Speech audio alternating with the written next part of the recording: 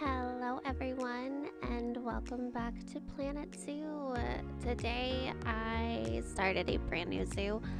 Um I didn't really want to continue the practice zoo that I had been doing. I wanted to go a slightly different direction. It was just in my head to make this big beautiful like safari ride type of deal, and then I wanted to have this habitat that could mix the different African animals that you could mix, because there's like 8 or 9 of them.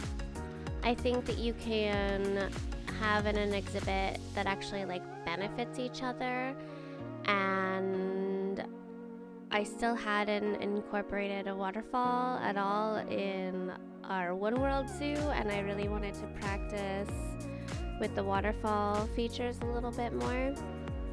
So ultimately this was just me kind of being inspired and wanted to try different things, and I think overall it came out really nicely. I think this one habitat I spent a little over 2 hours working on,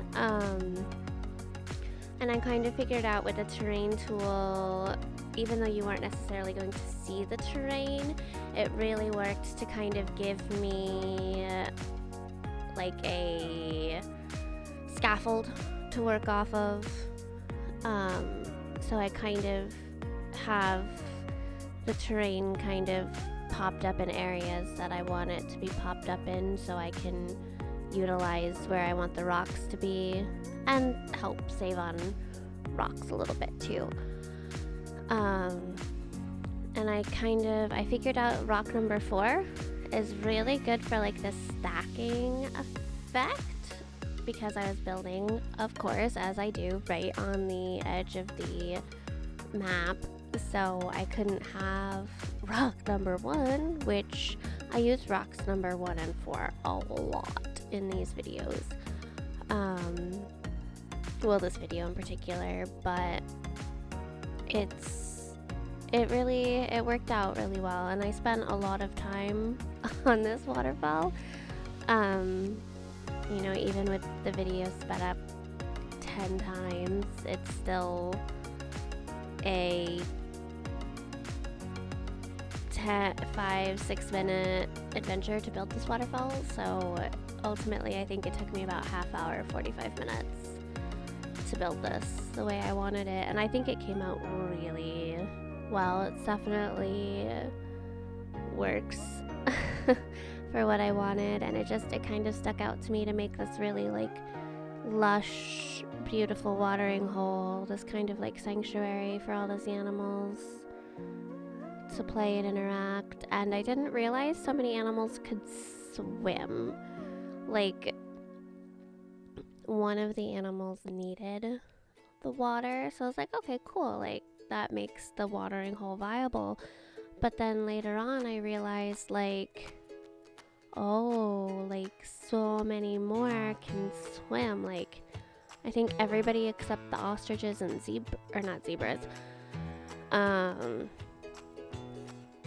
giraffes, ostriches and giraffes, I think ended up swimming at some point.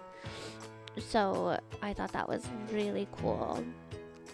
When I did end up building the actual habitat walls, where the safari ride, I actually had it cut through the exhibit, and I ended up making like an underpass for the animals to go through.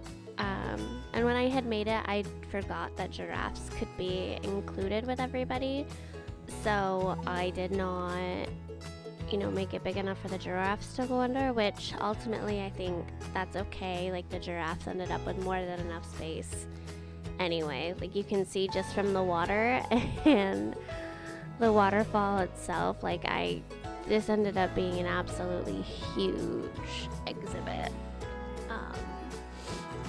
which I was totally okay with. If you've seen any of my Planet Zoo videos, you know that I'd go big with exhibits, generally speaking. But I could kind of fake the river being on top of the waterfall with the water effects, which was kind of cool. So yeah, overall I was really like proud of this. But yeah, this exhibit ended up being like so big, and I had no like real plan at this point. I just kind of had an idea in my head and was just kind of winging it. Like there was no layout involved. There was no, yep, this is where this is gonna go. This is where this, like it was just, yeah, sure.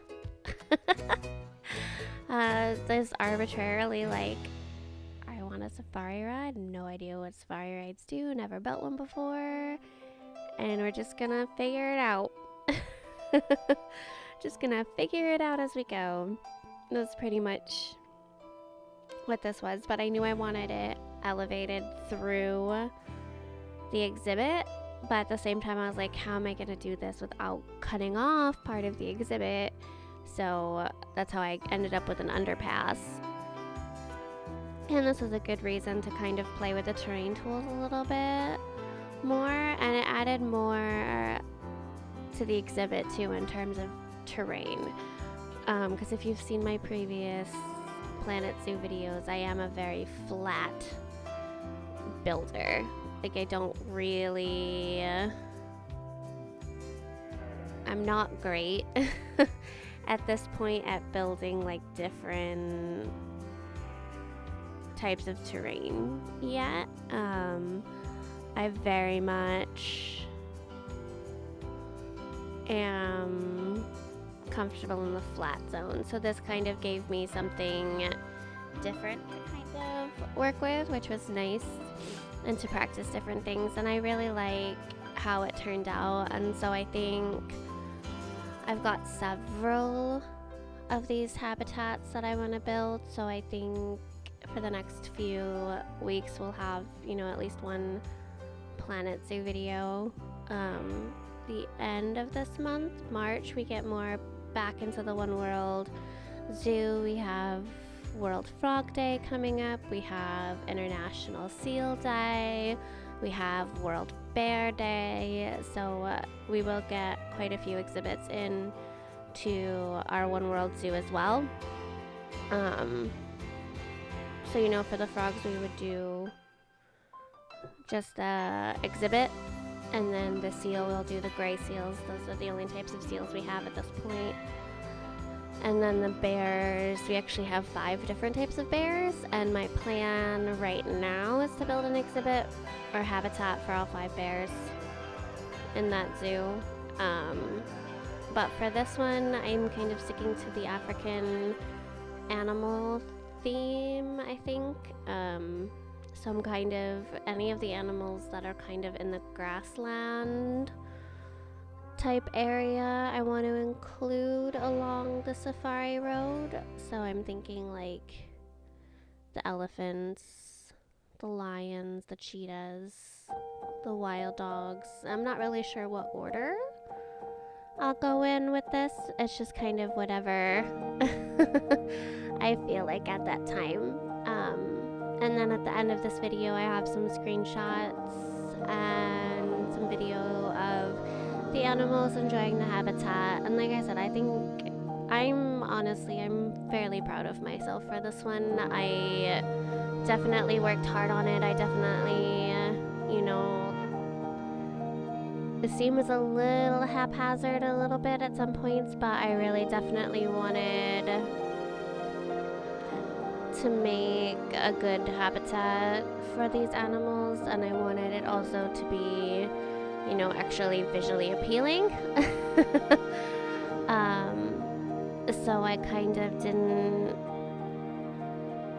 just want to throw in like 3 bushes and call it good.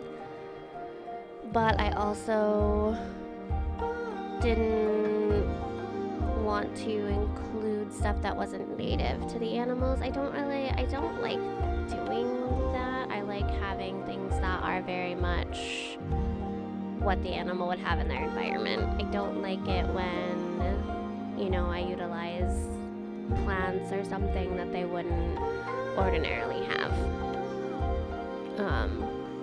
And I'm just figuring out how best to make these different underpasses, and I ended up with I think 4 or 5 different sections for them to go through. And like I said, the giraffes can't use it, but everybody else can go under and utilize it, and they have been, which is very, very cool. And I like seeing them, you know, go under the underpass. And I kind of want to see if I can turn an underpass into like a cave or shelter for an animal coming up. Obviously not the elephants. The elephants are too big for that. Elephants, I might not have the road go through the habitat. I might have it just circle around. I'm not really sure yet. We'll see. But for like maybe like the wild dogs, because they're a little smaller, have like the underpass, instead of being like a true underpass, have it be like a cave of sorts for them. That could be kind of cool. So we'll see where we go from here. I think hippos we might also include, which hippos might be small enough that they can have an underpass too. Like I said, I think everybody can have some sort of underpass, like as long as I make it so they can't climb up the rocks. Turns out, fun fact, the way I designed some of these rock patterns, the ostriches, particularly the babies, like to climb up it.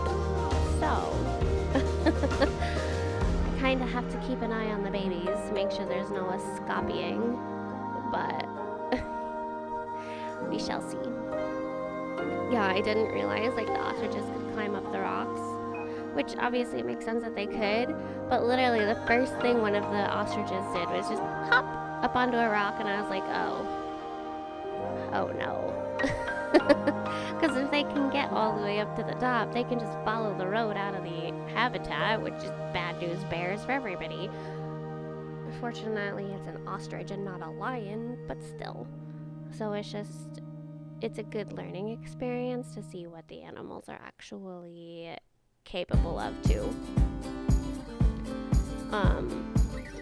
And I kind of figured out that one particular tree, it's like a candelabra tree, I think as it's called, works really well for mimicking like tall grass in this type of environment.